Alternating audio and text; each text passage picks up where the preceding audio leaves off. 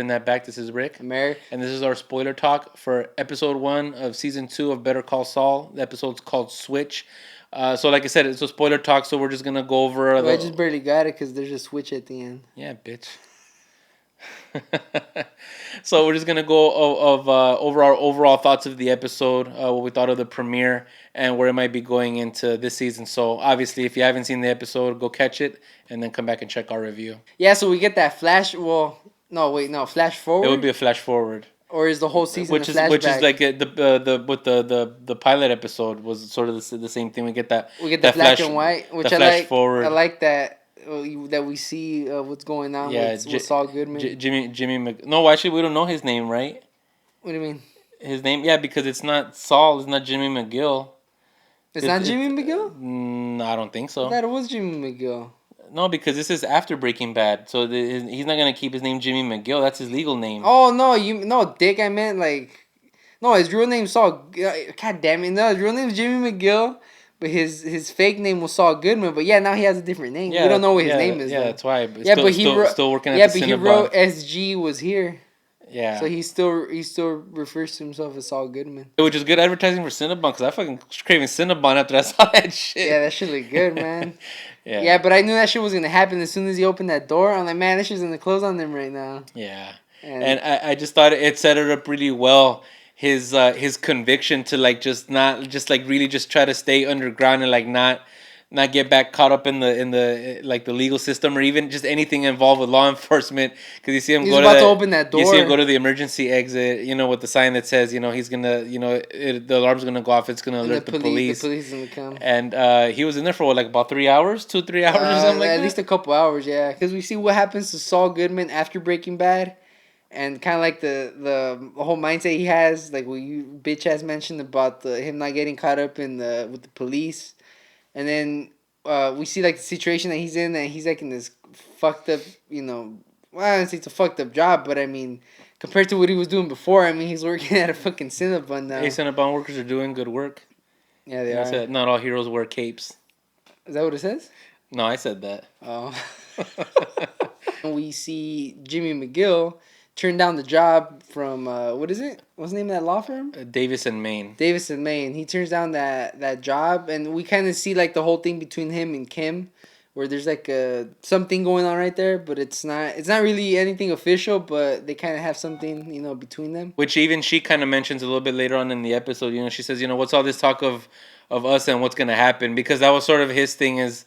When he got offered that job at the beginning, he kind of pulls her to the side and he says, hey, if I take this job, is it going to somehow cause any kind of friction, or is it going to, be a problem between you and I? And she just said, well, no, that's a totally separate thing. Yeah. And then later on, I think she kind of didn't realize it and was kind of wait, what were you talking about?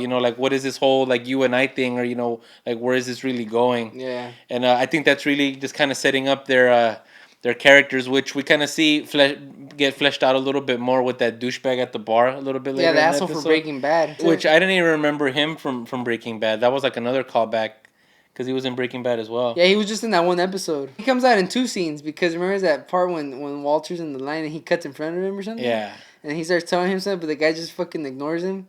And then later on is when when he's at the gas station. Yeah. And then Walt blows up his fucking engine. Yeah, that shit was funny. Yeah. But it's pretty cool because we see these little, Easter eggs and callbacks for characters from Breaking Bad. Kim got him this job opportunity with Davis in Maine. You see him just say, thanks, but no thanks. And she's pretty pissed at him, obviously. And so they meet up at the bar, and they're doing with the little nice callback to the añejo tequila.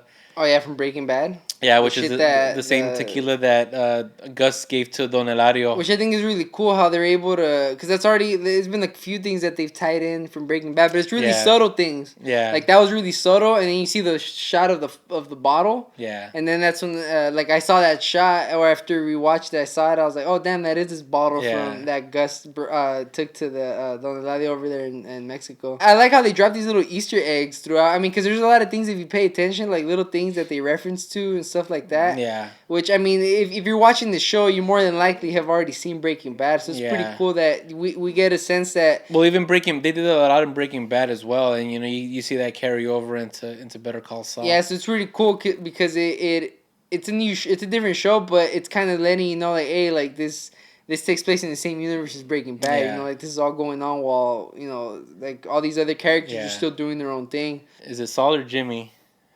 Jimmy. And she's talking to Jimmy's character in the bar, and she says, "So, so what are you gonna do now? I mean, like, what's like if you're not gonna practice law, where's your career going?" And that's when he sees, that douchebag stockbroker, and he goes over, and they play he plays this whole con on the guy where he says, "We got this inheritance, and I'm just kind of curious as to how we can invest this." And the guy obviously catches the guy's interest and gets him to pretty much buy the whole fucking bottle of añejo. And I mean, they pretty much just have get a free meal, get free drinks off of this guy, and bail on him. And that was really kind of like the moment where Kim kind of started having these little deeper feelings for Saul. She sees him for who he is. She like kind of admires him, his just sort of like courage to just on the spot just say, hey, look, watch what I'm gonna go fuck with this guy. And I mean, obviously, that's the moment when they end up sleeping together after that. And so it's kind of nice to see that developing relationship between Kim and Jimmy. I just think they've overall throughout the series, through all of season 1, even in this first episode of season 2, like I thought they've done a really good job of humanizing Saul Goodman, or God damn, I keep saying Saul Goodman, Jimmy's character. Because, I mean, we know him from Breaking Bad, but we only see one side of him in Breaking Bad. But what they've done with the character so far, and even just in this first episode of season 2, like, I really like it. Like, we get a whole side of him that we haven't seen before with him, possibly having a relationship with Kim, which I'm assuming is probably one of the women that he mentions in Breaking Bad, remember? There's this scene when he mentions something to Walt. I forgot exactly what he says. But he mentions something about him having someone special. Yeah. And then it just didn't work out. Obviously, like, the episode is titled Switch, and even like there's that reference with the light switch at the end of the episode, which I don't know. I mean, I guess maybe like in a way that's kind of like just like a metaphor or something. Maybe like just carries some sort of significance of. Because, like he said, we're pretty much seeing the transformation of Jimmy McGill into Saul Goodman. Because obviously in Breaking Bad, you see him, he just kind of seems like this just like sleazebag lawyer, which he is. But it's kind of interesting to see where he started as this show started. And like now, like it's been pretty fun seeing the journey of how he went from being the sort of like just honest and like straight up guy into the character that we see as Saul Goodman in Breaking Bad. He's had these temptations where he just wants to take the money and run, but he just says, no, I need to do the right thing. And even Mike kind of he mentions that to him. Remember when he mentions that to him in that scene when he's leaving when he's at the booth. Yeah. And he tells him. And then Mike mentions to him, like, oh, like, I was just doing the job, like, that's what I was paid to do, that's what I did.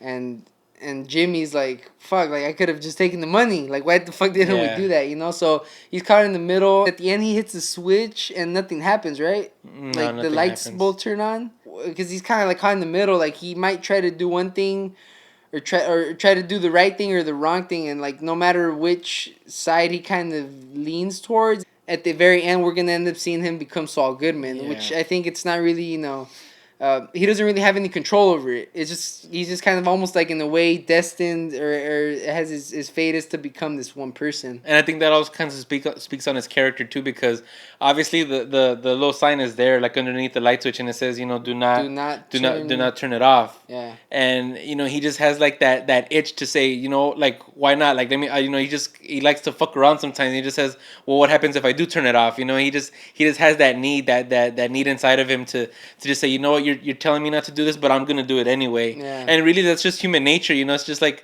when something, you see something that says "do not touch," you're like, well, why can't I touch it? You just kind of have this need, and I think he has this need where he gets this, he has this good side and this bad side, and it doesn't let him go. And obviously, he hits the switch, it doesn't do anything. And he just kind of goes back, and I don't know. I think somehow like that'll play into his character. We just get really that brief scene with Mike and that fat fuck. What's his name? That nerd. The guy in the Hummer. Yeah, that bitch ass nerd. I forgot the guy's name. He shows up in the Hummer with the spinners on it. Yeah. I forgot this shit takes place like in 2002, I think. Yeah. So it was funny because I saw that. I was like, I remember when people used to ride around with those fucking rims Yeah. on their cars. They look ridiculous. But yeah, we see this idiot go in, and Mike basically tells him like, you need backup. You know, whether or not you think I do anything. We see that shit backfire on him with Nacho when he goes in the Hummer and he gets his address, and then at the end we find out that somebody broke into his house and stole his fucking he says his baseball cards. Yeah. But reality, I mean, we find out he takes the money because that's when the cops roll out the. Yeah. Well, he kind of screws up because he mentions money. Remember, and the cop says, Yeah, he fucks up how right much there. money was taken, and you can see he was kind of like, well, let's focus on the baseball cards. He drives, he takes the attention away from the money. Yeah, so the cops are already thinking like, this guy's hiding something, or he's Yeah. not telling us everything. And I'm also kind of curious because they didn't show exactly what was underneath the floorboards. You see the cops move the couch. Because obviously they could see that the couch has been moved. Yeah. And they open the floorboards and he looks down there, but we don't really get a chance to see what's hiding Well, I behind thought there. it was just empty, wasn't it? Maybe. I think that's where the money was at. Yeah, maybe that was it. It's setting this up for something. Yeah. It's a really short scene. I mean, we get that one quick scene with Mike, and then we get that scene with the cops. And Yeah. like this shit's gonna somehow tie into everything else. Yeah, obviously it's gonna lead. So it's pretty cool. Like they're just kind of dropping these scenes here and there that are gonna have like a big, we're gonna have like a big payoff at the end where this is all gonna make sense somehow. Yeah, overall, man, I thought the episode was really dope. I like how there's these little hints, callbacks to Breaking Bad, but there's also things that are being set up. I think we really got a lot in this one episode. I've seen some complaints that said that like the show's been kind of slow so far. Which I even saw people say that about Breaking Bad, but I'm like, well, I don't know what fucking show you guys were watching. I mean, I thought it's been pretty entertaining so far. It's been very entertaining. I mean, especially with such high hopes with Better Call Saul. I mean, after Breaking Bad, I mean, how do you follow up, one of the best shows of all time? And I mean, it hasn't reached that level yet, obviously, but I mean, it's off to a really good start, and I've been really entertained by the whole first season, and I thought the premiere started off really well. And like he said, it's a lot of setup, obviously, to a lot of things that are to come this season. And I mean, I thought it's off to a really good start. So yeah, I'm really excited to see where the rest of the season takes us. So let us know what you guys think so far of Better Call Saul. Let us know down in the comments below what you've liked so far, what you haven't liked. Any other maybe sort of callbacks to Breaking Bad, or just any other sort of references that maybe we missed in the episode. Let us know what you think, and also hit the thumbs up button. Share, subscribe, and we'll catch you on the next one.